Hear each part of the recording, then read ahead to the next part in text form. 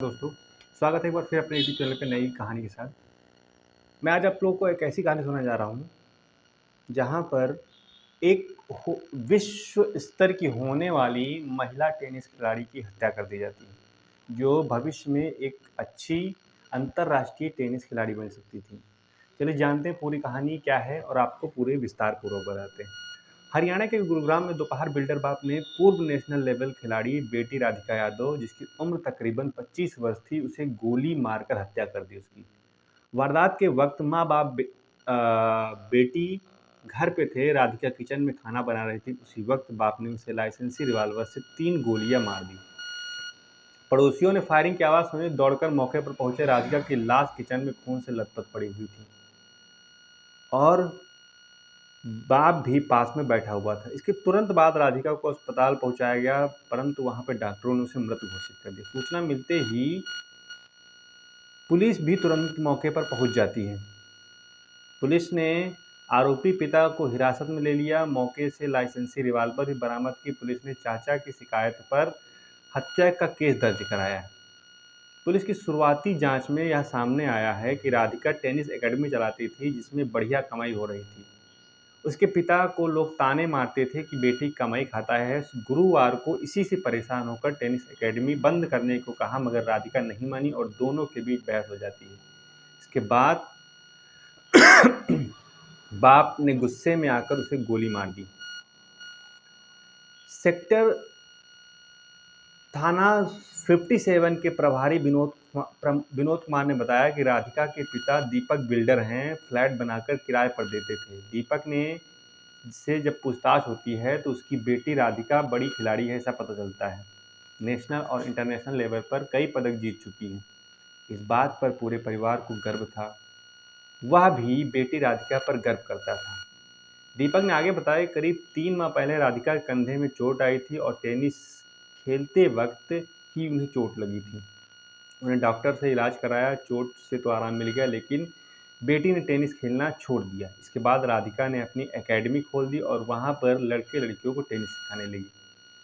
दीपक ने पूछताछ में खुलासा किया कि वह दूध लेने जाता था तो लोग उसे ताना मारते थे और कहते थे कि तेरी बेटी तो बढ़िया पैसे कमा रही है, तेरे मजे हैं।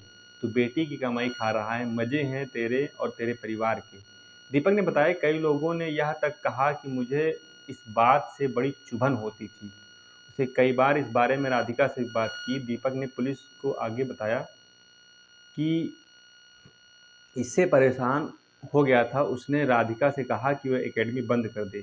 हमारा परिवार संपन्न है, कोई दिक्कत नहीं होगी। इस पर राधिका ने कहा कि लोग क्या कहते हैं, मुझे उसकी कोई परवाह नहीं। खेल ने उसका करियर बनाया है और पैसे भी कमाना कोई बुरी बात नहीं है।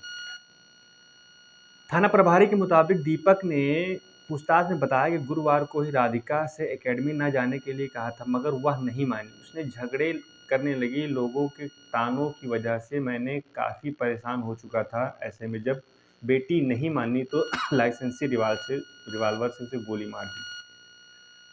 थाना प्रभारी विनोद कुमार ने बताया कि राधिका की पीठ पर 3 गोलियां लगी थी। जब पुलिस राधिका के घर पहुंची तो दीपक वहां मौजूद था। रसोई में खून फैला था। दीपक को तुरंत हिरासत में ले लिया। उसके बाद उसे 22 बोर का रिवाल्वर भी मिला, जिस पर दीपक ने राधिका को गोली मारी थी। वह रसोई में थी, इस वजह से रसोई में पूरा खून बिखरा हुआ था।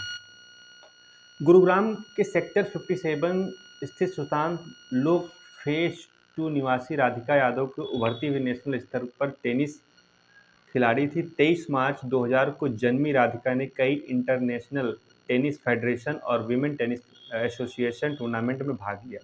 राधिका के करियर की हाई आईटीएफ रैंकिंग लगभग 1638 रही। राधिका की अन्य उल्लेखनीय उपलब्धियां, महिला युगल वर्ग में उन्हें हरियाणा में 5वां स्थान मिला और पूर्वी भट्ट और धनिया सराय गोलुलमुंडा जैसी अन्य प्रमुख भारतीय खिलाड़ियों के साथ अंतर्राष्ट्रीय रैंकिंग में रही। राधिका जून 2019 में ट्यूनीरिया में हुए W15 टूर्नामेंट में पहुंची थी। इसके अलावा फरवरी 2017 में ग्वालियर में हुए मैच में राधिका का सामना ताइवान की खिलाड़ी हसीन युआन शिन से हुआ था। राधिका का registration all India tennis association में भी था। राधिका को भारत की नई पीढ़ी महिला खिलाड़ियों में गिना जाने लगा था। राधिका एक टेनिस एकेडमी भी चलाती थी जहां वह दूसरे बच्चों को टेनिस सिखाती थी। AITA गर्ल्स अंडर 18 वर्ग में राधिका 22 जनवरी 2018 में 75वें स्थान पर थी। AITA महिला एकल में वे 12 फरवरी 2018 को 35वें स्थान पर पहुंची और 5 अप्रैल 2021 को सर्वश्रेष्ठ 53वां स्थान रहा। महिला युगल में उनका सर्वश्रेष्ठ स्थान रहा। शीर्ष 100 में 112 सप्ताह तक अपना स्थान बनाए रखा। ITA महिला युगल में सिर्फ 100 में जगह बनाने वाली राधिका हरियाणा राज्य की केवल 4 खिलाड़ियों में से एक थी। 4 नवंबर 2024 तक महिला युगल में ITF रैंकिंग 113 हासिल कर ली थी। ये कहानी थी राधिका की, जिसने कभी सपने देखे थे अपने आप को सक्सेस बनाने के, अपने आप को आगे बढ़ाने के लिए, लेकिन एक छोटी सी गलती उसका पूरा करियर समाप्त कर देती है। तो